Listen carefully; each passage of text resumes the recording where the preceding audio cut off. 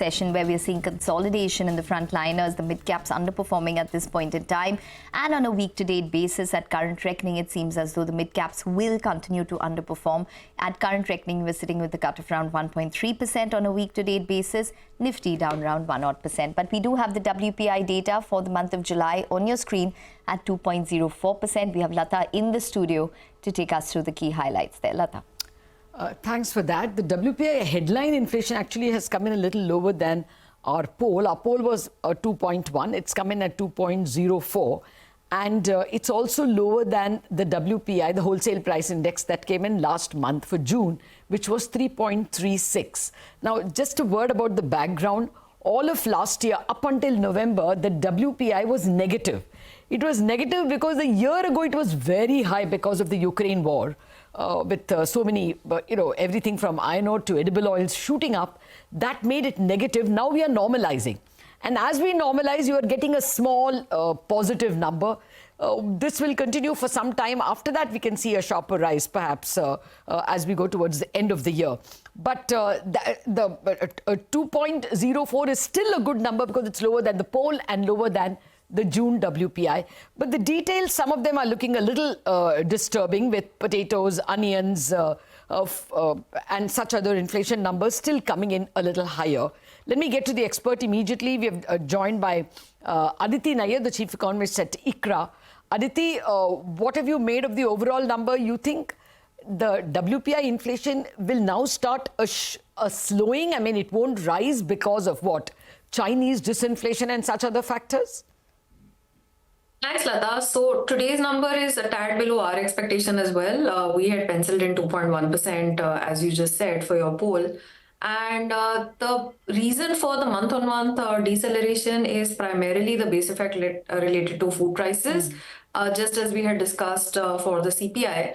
But also what's turning out in July, August are some other global factors that are possibly going to lead to lower uptick in the WPI going ahead after the base effect unwinds.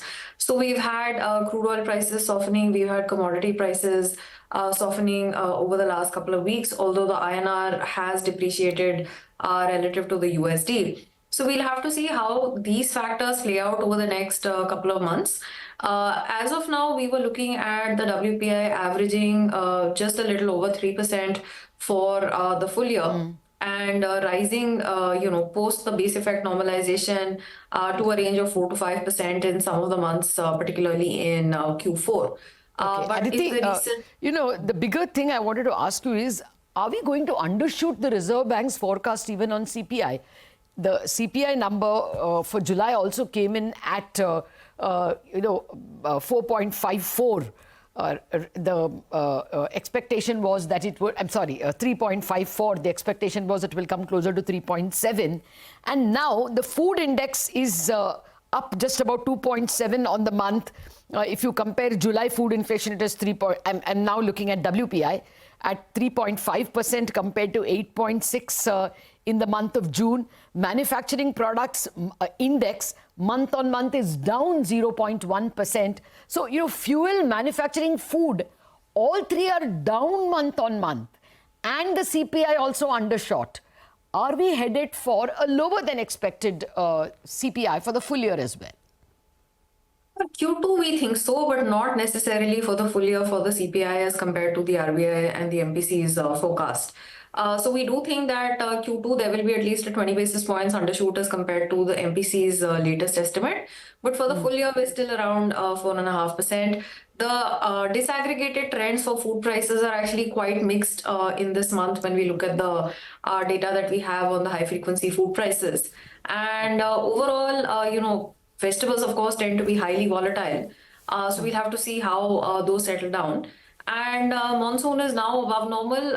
Let's see if there are periods of disruptive rainfall going ahead, or if the rest of the monsoon season is quite well distributed and fairly favorably distributed to, let us end up the season with the Kharif output being on the higher side, which should be good for prices going ahead. But as of now, so anything stand out for you?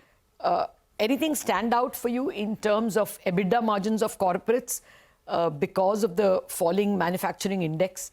should we expect anything positive for the manufacturer, for corporates, or even negative? If their final products are going to see lower prices? And separately, will you advance the Reserve Bank rate cut expectation? So on the EBITDA margins, we thought they would be less supportive to the overall GDP growth trend for Q1. For Q2 and Q3, possibly, this will be a bit of a tailwind. Let's see again if it sustains. And Q3, what we're hopeful of is that after the Kharif cash flows come into the farm pockets, if the cash flows are favorable, then there could certainly be pent-up demand that pushes up rural consumption during the festive season. So we could end up with a very positive mix of factors in Q3 that could really push up the Q3 GDP growth. Okay. All right. So maybe we're counting our chickens counting the eggs too quickly.